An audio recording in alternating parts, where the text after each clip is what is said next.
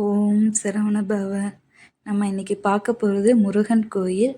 இந்த கோயில் எங்கே இருக்குது அப்படின்னா, பழனி போகிற வழியில் ஒட்டஞ்சத்திரத்தில் தாங்க இருக்குது. 3 கிலோமீட்டர் பக்கத்துலேங்க. ஒட்டஞ்சத்திரத்துலேருந்து பழனி போகிற வழியில் ஒரு 3 கிலோமீட்டர்லங்க அந்த மெயின் ரோட்லேயே இருக்குங்க. இந்த கோயில் வந்து ஃபஸ்ட்டு வந்து குழந்தை வேலப்பர். இந்த குழந்தை வேலப்பர் வந்து மிட்டாய் முருகன்னு சொல்லுவாங்க. முருகன் வந்து குழந்தையாக இங்கே காட்சி தர்றாரு. எடுத்தோடனே முன்னாடி விநாயகர் இருக்கார். விநாயகர் தாண்டோடனே உள்ளுக்கு போனோடனே காலபைரவரை கும்பிட்டு அடுத்து வந்து நவகிரகங்கள் வந்து இங்கே இந்த கோயிலில் இருக்குங்க. சிறப்பம்சங்க. இந்த கோயிலில் வந்து சாமி நவகிரகங்களை சுற்றி வந்துட்டு 9 முறை சுற்றணும். 9 முறை சுற்றிட்டா நம்ம ஜாதகத்தில் என்ன பிரச்சனை இருந்தாலும் ஓரளவுக்கு சால்வ் ஆகி நம்ம ஒரு பீஸ்ஃபுல்லான ஒரு லைஃப் வந்து நமக்கு கொடுப்பாரு.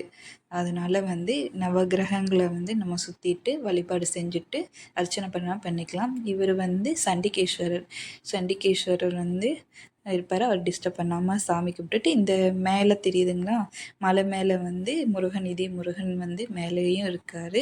இவரை சுற்றி வந்தோடனே இந்த சைடு பார்த்தீங்கன்னா தட்சிணாமூர்த்தி.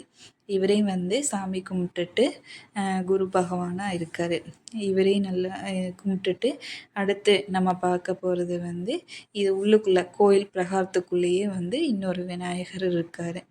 இவரையும் வந்து நம்ம சுற்றி வந்துட்டு சாமி கும்பிட்டுட்டு அடுத்து வந்து விநாயகருக்கு வந்து பூ ஏதோ அர்ச்சனை பண்ணிவிட்டு நம்ம இந்த பக்கத்தில் தெரியுது பார்த்தீங்களா, இது வந்து பால் மரம். இந்த மரத்தில் வந்து குழந்தை இல்லாதவங்க ஏதாவது வேண்டி தொட்டில் கட்டி போட்டால் கண்டிப்பாக நிச்சயம் குழந்தை பாக்கியம் கிடைக்குங்கிறது ஒரு நம்பிக்கை, ஐதீகம். இவர் மயில் வாகனன். இவர் கொடிமரம் இங்கே இருக்குது. முருகன் கோயில் வந்து முன்னாடி கொடிமரம் இருக்கும்.